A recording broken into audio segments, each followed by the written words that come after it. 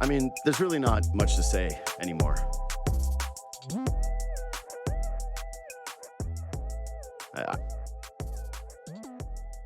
I like this job, and I like being able to work stuff out on the air. I do. I view it as a privilege. I get to talk to people who know a lot more than me about sports, who shape my opinion differently on sports. But ultimately, I do have a platform where I get to vent from time to time about frustrations as a sports fan. And honestly, I'm a Toronto sports fan. I like the teams here. I grew up liking the teams from here. I've had a lot of frustrating moments. So it's nice. It's nice to, because for some of you, I get it. And that's why I always say, hey, like, reach out, tweet, shoot me a DM, whatever, when you're pissed off. Maybe I'm not always going to get to it, but I get it. Some of you are there and you're trying to express your frustration. And it's like, I only have my one friend who really gets this team or gets me with this team. You don't get to do this. So this is nice a lot of times, just to have a cathartic experience, a cool job where you get to, bitch and moan about things that shouldn't matter as much as they do to me, frankly. But at this point with the Blue Jays, it's gratuitous. Last night, I'm texting people again before the game. Hey, they gotta win this one. And you reset and you recenter because you're a sports fan. This is what you do. John Schneider after the game's talking about how you just got to move forward. You just got to flush it and move forward. And part of me, you want to hear a manager just rip them, right? You want to hear him say something or have some accountability for his own actions, which I'm going to get to in a second. But that's not what they're going to do, and that's not modern sports. And I get it. But it's the same way with a sports fan. You just got to dump it. And one of my least favorite things is when people are like, I won't watch the games anymore, because you will, and you're going to come back. If you're a sports fan, if you're a diehard, very few people get completely beaten down by a team to the point where they just cannot do it anymore. If you listen to the podcast, I had my friend Sean on last week, a Jets fan his entire life, and he's accepting that they suck, but he's the same thing. On to the next hope. But the Blue Jays are still in playoff race, as stupid as it sounds, because a lot of us have gotten to the point now where really, they've shown their true colors. They started this series with an implied probability of making the playoffs around 80%. And they finished the series below 50% because they got swept. And then they didn't just get swept, they got embarrassed. They got beaten down. But I'm getting ready to watch the game, and I'm texting with some people. And just a quick reminder, hey, they win this game, they're going to be a half game out. Half. So you have to be somewhat grounded in reality that they're still in this thing. You say to yourself, okay, the players before this game are meeting with each other and say, it's gut check time. They know the stakes. Kevin Gossman can say after the game that everybody's as pissed as you are. Yeah, except for you guys are still making millions of dollars. You didn't get the summer off. Everybody else paid money to be here. You guys are getting paid money to be here. So yeah, you might be as pissed off. You're definitely the more competitor. This is your livelihood. I get it. But fans are pretty frustrated when they're hoping for a World Series winner and you get swept by Texas Rangers. It was amazing during the broadcast, right? They're going, the Rangers bullpen was really struggling. Everybody was tattooing this Rangers bullpen, and the Jays, they're the get-right team. Hey, all of a sudden, Ian Kennedy was pitching. I went, are you serious? From 100 years ago, Ian Kennedy? And he's just dropping everybody? Okay, fine. But yeah, they lost, predictably. Now you gotta... Yeah, you're looking at the standings, and I know that the Mariners and it's still probably closer to a 50-50 shot than a lot of us want to acknowledge. You look at the standings, and it's Texas plays Houston, and Houston plays Seattle, and Seattle, plays Texas, blah, blah, blah, blah, blah. So there's going to be an opportunity here for them to do it. But realistically, the Blue Jays, there's 15 games left, right? Yeah, 15. Well, you got to go 10-5? Got to go 10-5. I think so.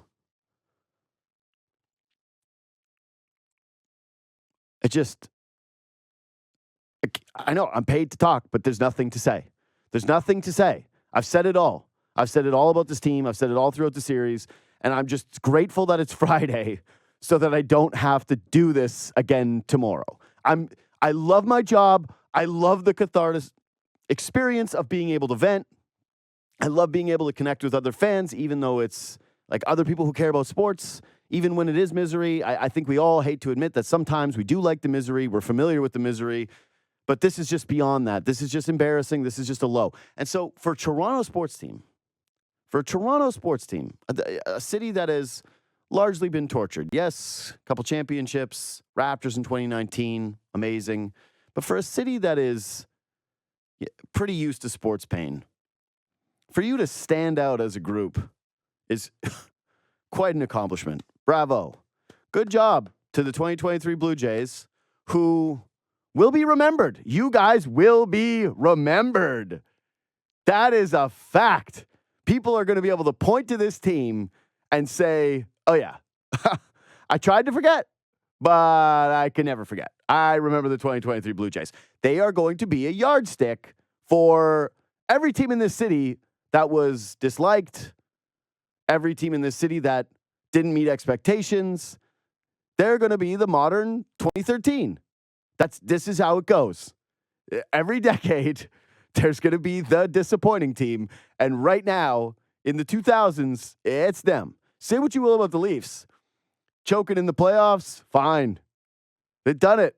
They've had some memorable ones. Again, that Leafs team that choked against Montreal, pandemic year, that's the one. But we've all kind of tried to forget it. We've all tried to sort of forget that one.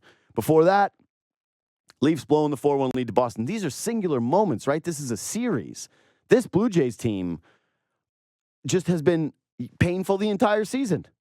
It's been day after day after day of just beating you down as a sports fan. Okay, fine. They're still in it. I have to watch these games. It would have truly been better if they don't make the playoffs. I have to keep using that caveat. Like, they're going to make the playoffs. They still could. I still think there's a sick part of me that still believes because we've trounced these guys so hard that they could get in and miracle happens. They go on a run and then it's just old takes exposed. That just feels the most, that's the beauty of sports is you think it's a story. You think that it's a Disney movie and reality is not at all. You're not special. This isn't about you. You're not the main character. But there's just this part of me that thinks that way. But keep looking at this. Keep saying they're still in it, so you got to watch the games. All right, you gotta watch the Rangers game. Who cares if they basically broke my soul the night before at the stadium to the point of just pure sadness? I was sad leaving that ballpark. Sad, disgusted, disappointed. I felt abused. I truly did. I felt abused by that baseball team when I was leaving the ballpark on Wednesday night. And still, there I was on the couch Thursday, prioritizing the Blue Jays down 2 runs versus Thursday Night Football, which has always brought me joy. You know, two football teams that I don't care about, and I had an overbet that is cooking. I could have had a great night. I could have had a great night hitting an over.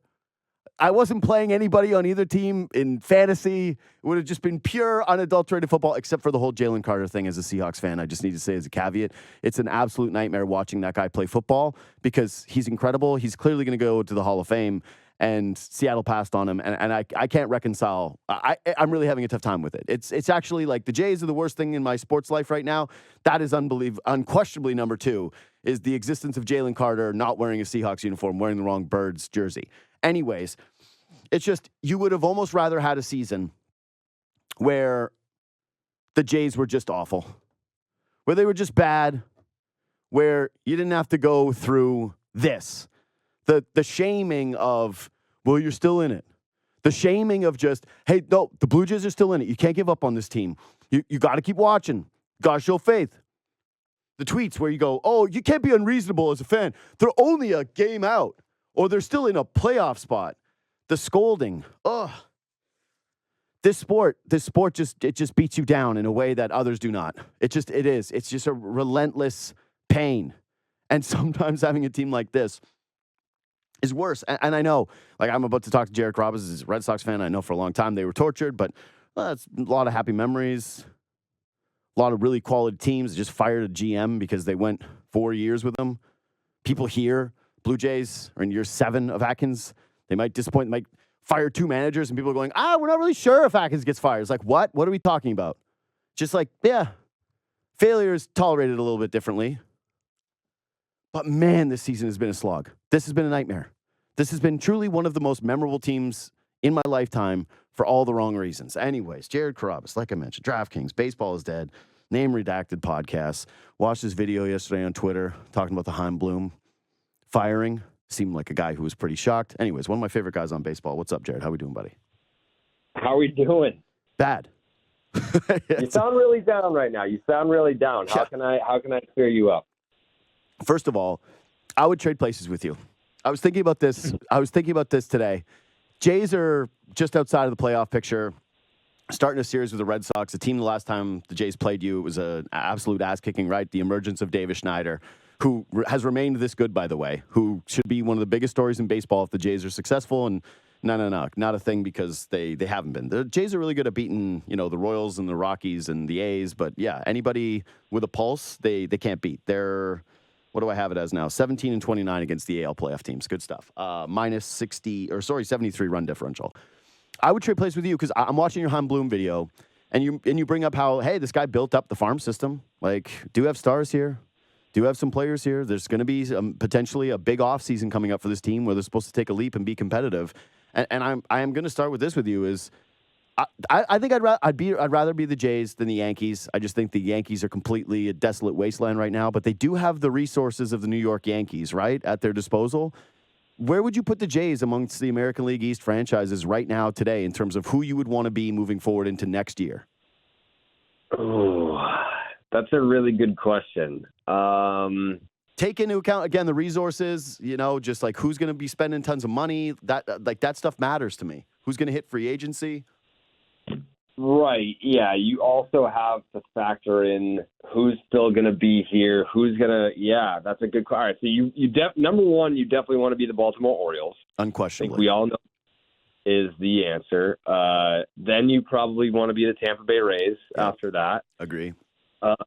Who's coming up on free agency? Chris Bassett? No. Bassett. The Jays are set to lose. Kevin, they're not Ryu. really. Yeah, Ryu, who they might bring back if he's willing to come back on the cheap. They're going to lose probably Kevin Kiermaier. They're definitely going to lose Brandon Belt. There's no one of major consequence other than you could say Matt Chapman. But truly, if you look at his numbers and you remove the first month of the season, he's been one of the worst players in all of baseball. So it's not exactly anybody that this organization is fretting right now. They're going to lose some vets. Yeah, I would say you're probably, third?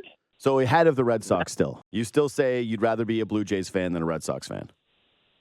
Yeah, because, the pieces are still there. You're still in, go for it mode. Your window is still open. Your window is open. The Red Sox window hasn't opened yet.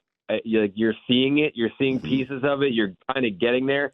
The Yankees window is close. Slam shut. I think that they're last. Just because they called up Dominguez, and it's all right, well, he just got Tommy John surgery, and Anthony Volpe doesn't do it for me. No. They think that they have next wave of young guns that are coming. No, you have a bunch of bloated contracts and aging veterans. Yes. And I'm not convinced that the Yankees are going to be competitive even next year. So, I would say it's probably, interestingly enough, I think the order of teams that you would want to be a fan of is the order of the standings right now. One of the only joys I can take from this entire season is the Yankees. There was the Josh Donaldson. I'm sure you saw the clips of him pimping fly balls, warning track balls. Oh, yeah. And it's that was the highlight of the season for me. That's all I have. That's the one. Actually, the Jays beat the Braves in the series that I was at. They swept them. I went to every single one of the games. I brought my mom to 2 of them. She had a blast. That was great. And then the Josh Donaldson clip of him pimping the non-homers. That's it. That's all the joy I've had this year from this baseball season. And man, it's a perfect day to talk to you because, you are someone who really understands this sport. And I love baseball because you get so intimate with the team because they're there every single night if you're a real fan, right? It's there's no days off, essentially. You're sitting there. It's just you really get to know them. You start to know the bullpen to the point of being able to disagree with what the move is. You can genuinely have an opinion where you know better than the coach. Straight up. Yesterday, man, John Schneider brought in Trevor Richards in leverage, and the guy has an ERA of 982 at that point in the 10 games and an OPS just under 900. And people barbecue him and the game goes predictably. It's like, yeah, that's the beauty of the sport. But man, when it's bad, when it's just a team that has expectations and falls flat on their ass, I don't know if there's anything that's more torturous in all of sports fandom. I think as a Toronto Blue Jays fan, I feel for you and the fans in Toronto alike, because I go back to 2021, right? Like that was the push to get into October that went into the last weekend of the season, really. Mm-hmm. And so fun. Like, yes, like that run felt like, okay, like not this year, but we're here now. You see us and you know that we're coming. And it didn't come. Like there was no next step forward. And that to me is the most disappointing part about all of this, is if they don't get in this year, which still isn't impossible. Like right now, I know that you're probably feeling down because they've lost 4 straight, but there's still very much an opportunity for the Toronto Blue Jays to get into the postseason. I mean, it's the most painful part of it all. Just I wish they weren't. That's what I'm saying. I'd rather be you right now. I'd rather just be like, hey, the season's over.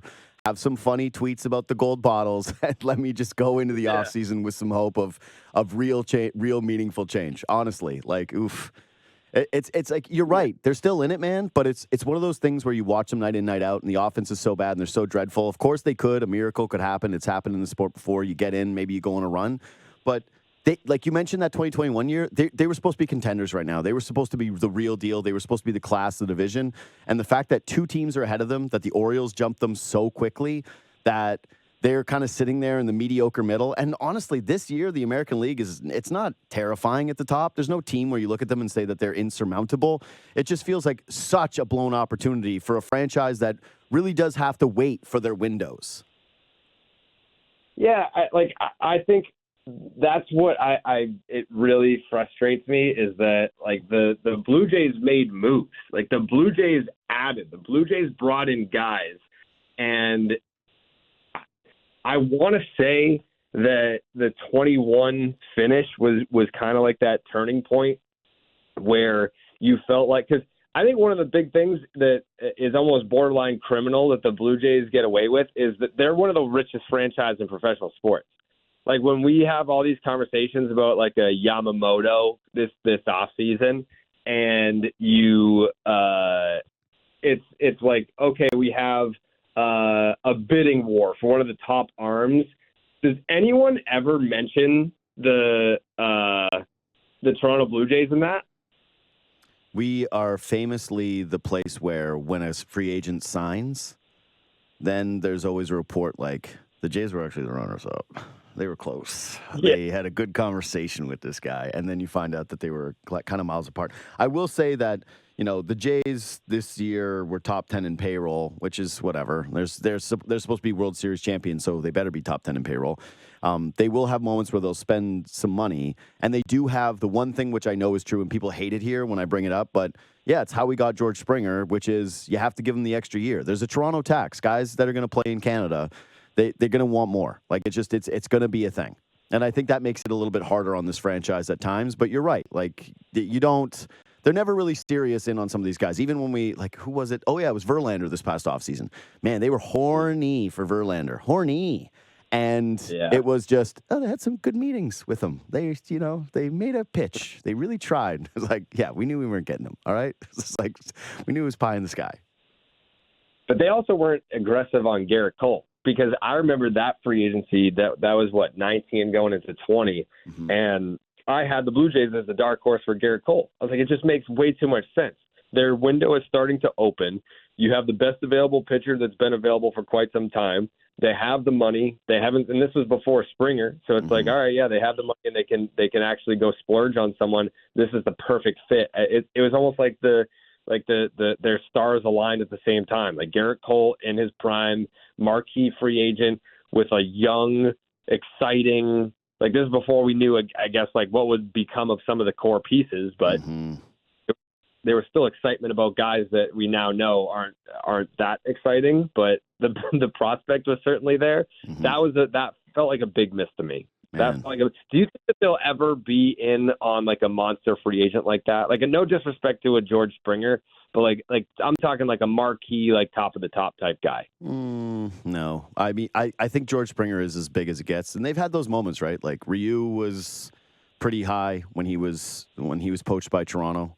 But yeah, this is usually not a place that I think is ever going to be a massive free agent destination. But I don't think that it's purely the money. Like I do think that there have been players that they've tried to offer the bag to, and then those guys go, yeah, I'd rather be a New York Yankee. Like they were, and this isn't the same caliber of guy I know you're talking about, but I'm pretty sure that they did try to get some type of big move on Garrett Cole. They felt it out, and he was like, no, I want to be a Yankee.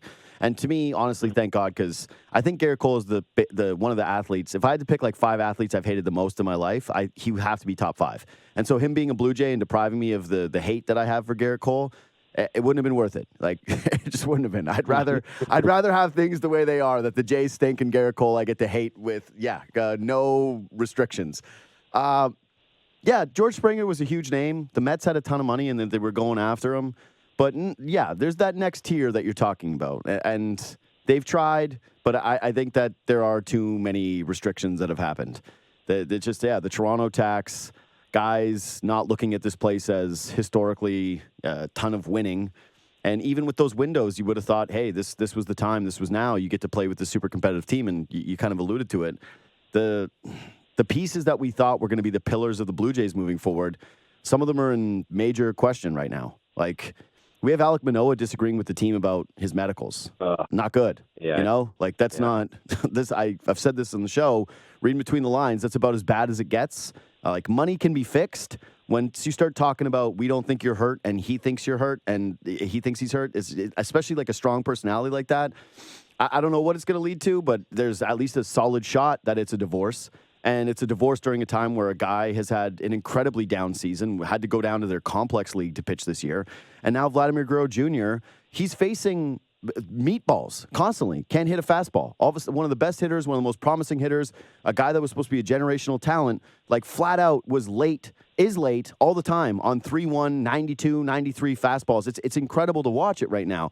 And so that's why when we're talking about like who would you want to be, it's hard for me to project the Blue Jays moving forward the same way as some teams that are lower them in the standings right now, because they just don't have those certainties that we once thought. And I did want to get your opinion specifically on Vladdy today, is like, what the hell do you do? Like, what do you do if you're the Jays and you're in this position? Like the common thing is just, run it back. But boy, this is like really, truly spooky stuff. Yeah, I mean, I'm a huge Vladdy Jr. guy. I think you know that. I know. I think, you're talking about a kid that is still, 24? Is he 25 yet? No, I think he's still 24. He's 24 years old. He is not visibly overweight. Like, it's not like one of those things where it's like, man, he's eating himself out of the game. No. I don't think it's that. It seems like there's definitely 1,000% a chance of being able to right the ship with Vladdy. I would almost be a little opportunistic with my approach here. It's like, all right, hey man, like you're on the downward trend here. Like, let's talk contract. Like I would pursue that. Like I would be thinking like, all right, now's the time to lock him up long term. Like we know the talent's there. Like that. Like this isn't Space Jam. He didn't get the talent sucked out of him. Like I think that Vladdy's going to be just fine. Like he's just having a down year. It doesn't seem to be anything physical or anything like that. But let me ask you this question: If the Toronto Blue Jays advance to the division series but lose, is that a success in your mind? Like they got in, they won a round, they got to the division series, or is that just kind of like we're still in purgatory? Like we're not even close to where we were supposed to be at this point. Still in purgatory because, and I'm not. This makes me feel like an ass because the Blue Jays. I know we're not the Yankees, we're not the Dodgers. It's not an organization that should be hoping and trying to hang pennants every single year. But that's what makes this even more dire to me, is that this was supposed to be the championship window. This was supposed to be a time where we got way ahead of our skis as fans, saying, man, this team could be the team of the generation. There was a point, Jared, where they had one of the top 5 prospect pools, farm system rankings in all of baseball, like MLB Pipeline, Baseball America. They were aligned on this. They were like, man, the Jays not only have it, they don't have this team. This was with Vladdy on the team. This was Bo already on the team. Biggio, Manoah, and they had a loaded prospect system with a bunch of money to spend on free agents. Where they were starting to splash around on George Springers and Ryu's, right? They went really aggressively after DJ LeMahieu, didn't end up getting them, and again, thank God. But it just they had money, they had a farm system, and they had the best generation of young talent that was arriving at the team and already starting to rake, like Vladdy with the MVP season. But if you get in the playoffs, you win that round, it's like, okay, cool. You beat the Twins. You beat the Twins in a wild card series, and then you got in against a real team and lost. It's just, yeah, the same problems remain there. It would, for me, it would generally have to be like they get to, they get to a championship series. Like they're there in the CS. They get to a World Series. They prove everybody wrong. They go on a run. The pitching just keeps them in it. The bullpen is brilliant, and they're just like a low-scoring offense that is able to somehow kind of eke their way into this. I don't see a scenario where all of a sudden they start to rake. Not with the current Vladdy. Like, it's just not. You're in purgatory because you're moving forward and you're saying, oh, do you think they're going to be a World Series champion next year? It's like, no, it didn't change my opinion whatsoever. Like, would it change yours? It depends on how starved you are as a fan. Like, I feel like it's easy for us to say because we've kind of like been there and done that in terms of watching baseball, like in our adult years.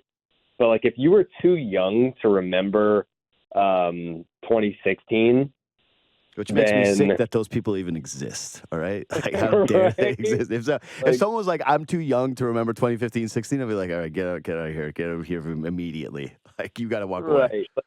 Right. My podcast co-host, he is too young to remember 2004. Yeah. And it makes me feel him every single time. Like, he thinks that like his favorite World Series title is 2007. I was like, of the four, that's the most forgettable. No one cares about. But it was his first. Yeah. Horrific. All right. Yeah, so I think, we remember the Batista homer and even like the Encarnacion wild card game off of Ubaldo. Like I think like those memories are starting to fade a little bit if you're a younger fan. And like they're craving that division series, that ALCS. So I don't know. I mean, I'm not going to sit here and say that them getting to the division series. And there are some absolute duds that can happen in that round, but then there's like some memorable moments as well. So sure. I don't know. I think it could be a good thing, but I thought that we would be a lot further along in the Blue Jays championship window. I'm pretty sure if you go back to the beginning of the year, and it looks horrible now, but my World Series prediction was Toronto and San Diego. So I don't think that's happening. Like, I believed in this team before the season started, and it just felt like, to go back to the word purgatory, not the perfect comparison, but the Houston Astros. Like, the entire AL West discussion this year has been about the Texas Rangers because they've been in first place the whole time. Then it became about the Seattle Mariners because they got red hot and leapfrogged everyone, and then they were in first place. But then the Astros kind of just stayed consistent, and they were just there the whole time, and they ended up in first place where they are today. Toronto is kind of in the same boat where it's like they didn't have this super lull, but they also didn't get red hot either. So they're just floating around the bottom of the wild card. Like, there's been no point where you're like, okay, now we see it. Like, now things are clicking. And there hasn't been a point where you're like, wow, things are really falling apart over there. I think the Manoah situation makes it feel that way, but they're so talented that they've been able to absorb such a blow of, like, he was the opening day starter, right? Yeah, you lost your opening day starter, and not only did you lose your opening day starter, but there's drama surrounding it. There's bad vibes. Having to send him down to the rookie league, having to send him to AAA, and he refuses the AAA assignment, like, that's bad vibes. Like, even though, like, I don't know if you believe in that stuff, but inside a clubhouse, I feel like that really can have a lasting effect on the group, and then you can take that out to the field, and next thing you know, you're playing bad baseball. The Blue Jays, and I know we're on a little bit of a losing streak right now, but they have never at any point made you feel like, well, season's over. Well, we're out of it. Nope, yeah, this is close. That happened. This is close. It's been close. But No, this Rangers series. This Rangers series where it's like, what was the series score? 36 to It's like you got swept at home for the first time in a 4-game series in, I think, over a decade. And a team that had a horrific bullpen coming into the series, they can't get a hit on them. They had Max Scherzer leave a game, too, where he gets hurt. And you say, all right, get back in this yet. Got embarrassed with a 10-0 game. This one's bad. And when you're talking about, like, bad clubhouse vibes, I think you're starting to see that permeate onto the field a bit. I hate trying to overdo body language stuff. And I was even talking about this with my buddy yesterday, how baseball is such a hard sport to criticize because – like, you say a team didn't have effort, and you're like, yeah, this isn't football. It's not the same, but there is something to it that you can see. And I do think that you're starting to see it a little bit with that group. And you say, like, hey, they're talented. Yeah, there's a bunch of good talent here, but it's mostly just been the pitching staff that's been brilliant this year.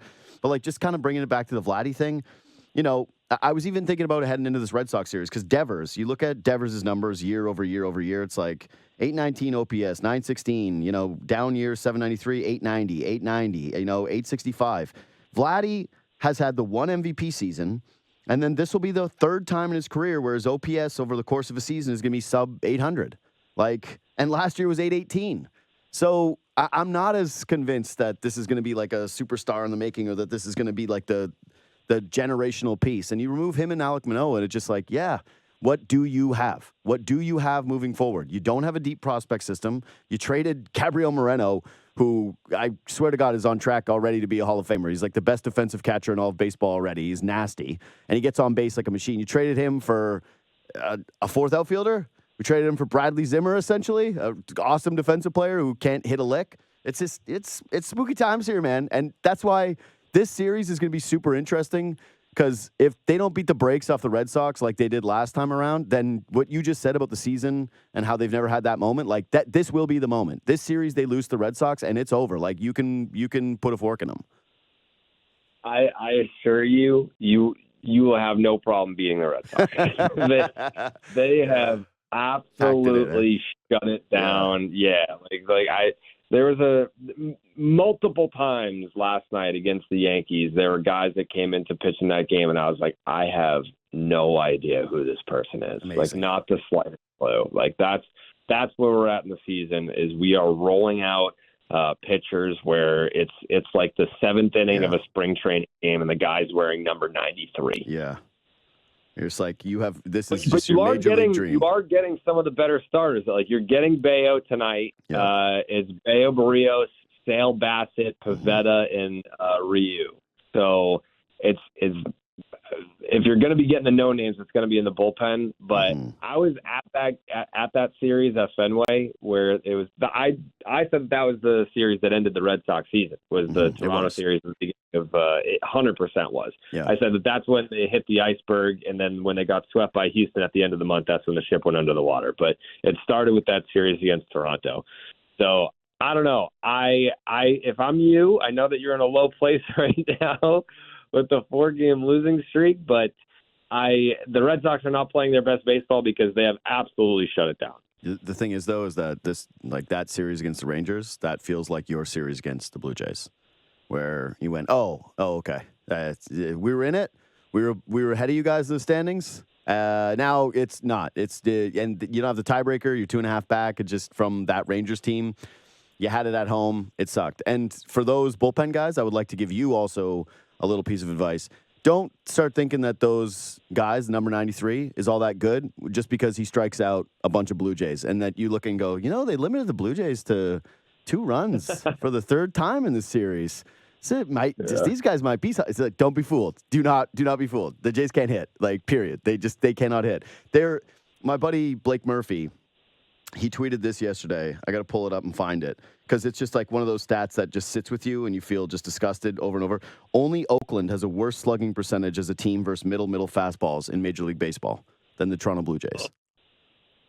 Yeah, that's why when I'm like, hey, this season has hurt, it's that, it's that. They've seen the cookies, they've had it.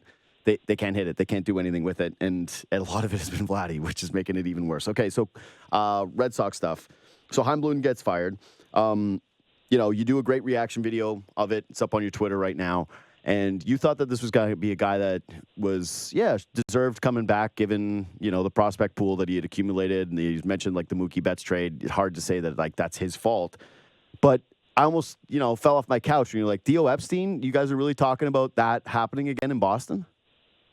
Yeah, that came from me, which where okay, that's from you. Yeah. You're like, this is my pure report. I love it though. I mean, you are a credible guy. You've reported big things in the past, but yeah, that's a something. If that I was happens. the only one that reported that Chaim might be out. Like no one else touched that for whatever reason. Like I said something like 2-3 weeks ago on the podcast where I was saying I thought Chaim was going to be given the offseason to do his thing, and I asked around, kind of like crowdsourcing some information, like, hey, do you think Chaim is going to make it out of November? Mm-hmm. And nobody said yes, not one person.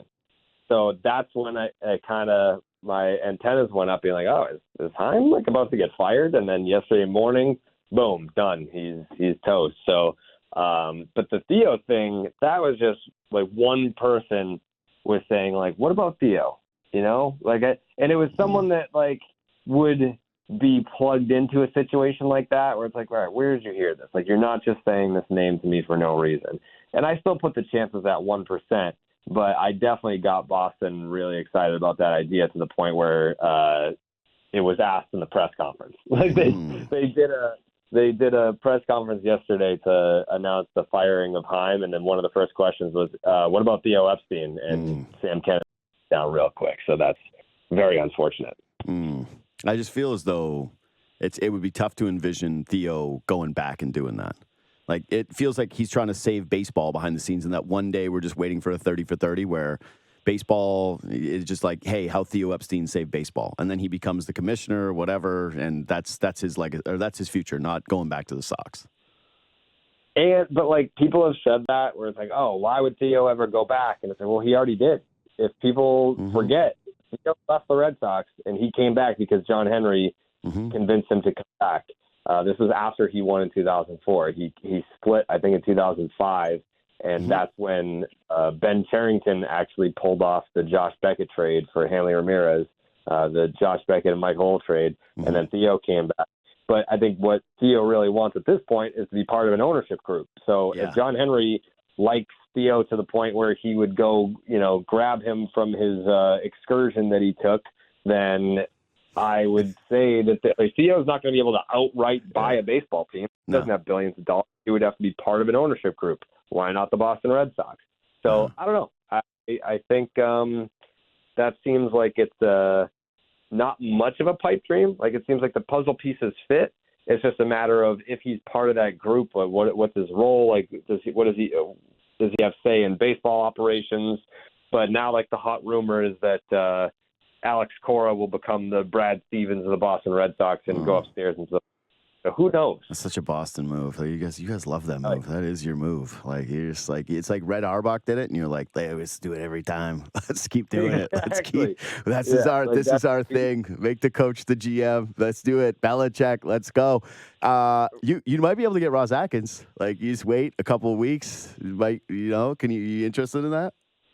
Every fan base has offered up their own general manager, which makes you feel like there's no such thing as a universally approved of general manager. Like, we got a lot of Padres fans saying, oh, you want A.J. Preller? Yeah. And Yankee fans want Brian Cashman. Yeah. I don't know. I feel like Brian Cashman would do really well in Boston. I was just going to say, that actually I love. You said that, and I went, man, there would be nothing more fun than that.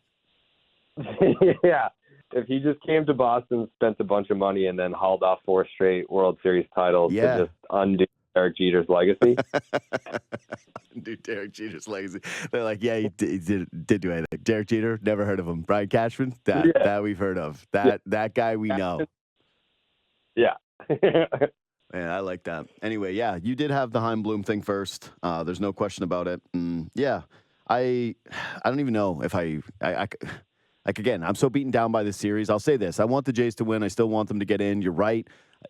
To me, the question was, will it be a success if they win a wild card round and lose in the divisional? I would say no. Would I want it? Yes. Do I want to have those happy memories? Absolutely. Would I rather have something from the season that's nice? 100%. But I'm so out of love with this baseball team right now that if the Red Sox do beat the Jays in 2 or 3 here, I'm going to just be like, it's all right. It's fine. Just limp into the offseason and start to go straight into football and hockey and basketball and just, I'm ready to bury it. I'm ready to bury it. Jared Carrabis, DraftKings, Baseball is Dead, Name Redacted podcast, one of the best. Thanks for making time today, buddy. I always appreciate it. Thank you so much. And from the bottom of my heart, I hope the Toronto Blue Jays sweep the Boston Red Sox, just for you. Thank you. I appreciate that. See you, buddy. Jared Carrabis. So I did say, what did I say before the Red Sox series? If you sweep him, you kill him. Yeah, I was right. Who's always right? JD. Yeah, there you go. Those guys don't get paid by me, right? They say that of their own volition. That's free will. Yeah, everybody says that by their own will or from their own free will. That's what I mean. I'm not trying to be a brat. I'm not trying to be annoying. I get it. I understand that some people are hearing that and saying, like, they are still in it, blah, blah, blah, blah, blah, what Jared outlined. Just, to me, that's just not it. It's bigger than that. You can look at this thing big picture. You're allowed to still be a Blue Jays fan and hope that they win these games like I do and hope that they can get into the wild card and beat the Twins and be in a series where all of a sudden they've got their pitching staff and you just, runs are limited. But it would be so freakish, so unbelievably freakish if the team that, again, right now is sitting under 50% to make the playoffs ended up winning a World Series. I don't think that the American League is full of monsters. Part of the reason why I'm also frustrated right now is that Baltimore just still feels a year too early.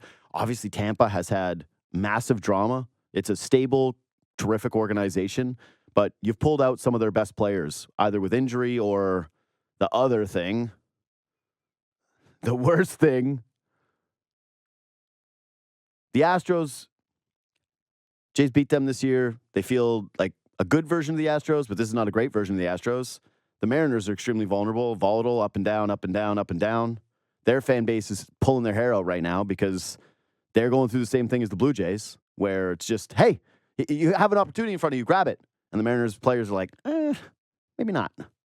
And then the Rangers were looking like a mess, and then they played the get-right team. Like, it's there. You could see it. But you don't see it this year. You don't see a World Series. And that's it. You were supposed to be one of the top teams. If this was the parameter, if these were the teams that you were laid out after 2021, and you got the crystal ball, you said, look at the future of the American League. Don't look at the records. Actually, you get to watch the full season of all the other teams. You would say, oh, man, the Blue Jays are going to be the World Series favorite in the American League that year. They're going to be the dominant favorite of this year. And that's the disappointment of it all. That's the part that stings. And it's not just that. It's not like, okay, you had a bad year because Vladdy got hurt. You had a bad year because Manoah got hurt. You had a bad year. It was the season from hell where everything went wrong for your team. But don't worry, you're going to be returning these guys next year. It's like, next year, what do you have? You're going to have George Springer turning 35 years old, who already looks like he's got signs of aging. Alejandro Kirk, who you thought was going to be this unbelievable bat for you, now has a sample of he's actually maybe just a guy who got hot. And he's a good defensive catcher now, who's a massive liability on the base pass. You got Vladdy Jr., who I mentioned, has more seasons under 800 OPS than above, if he finishes the way that he looks like he's going to finish. You got Alek Manoah, who is your opening day starter in a dispute with the team, not a guarantee that he'll come back. You're losing all your vets in free agency, which might end up actually being a good thing. I forgot about Whit Merrifield when I was going through all those guys, one of the more consequential ones. You got Dalton Varsho, who, again, now at this point, we've pretty much established is a really, really, really good fourth outfielder. Not sure if you want him in there every single day. Tough. A prospect pool that doesn't involve too much that's high end, that's going to impact the club next year. Maybe Elvis Martinez turns out to be a thing. That could be exciting for this team. That could really give them a shot in the arm. But, yeah, position player-wise, not too much. You got David Schneider, who's shown you something, but are you really going to bank on that for next year? Are you going to bank on any of those players? Like, look around the team. There's two things that you feel really great about going into the next season, and that is, well, I should extend it to some of the bullpen guys, but it's bullpen guys, right? But it's Kevin Gausman and it's Bo Bichette. Like, are you really sure Barrios is going to be amazing next year? Are you really sure Kikuchi's going to replicate the season that he had? Are you really? Do you really, really feel good about it?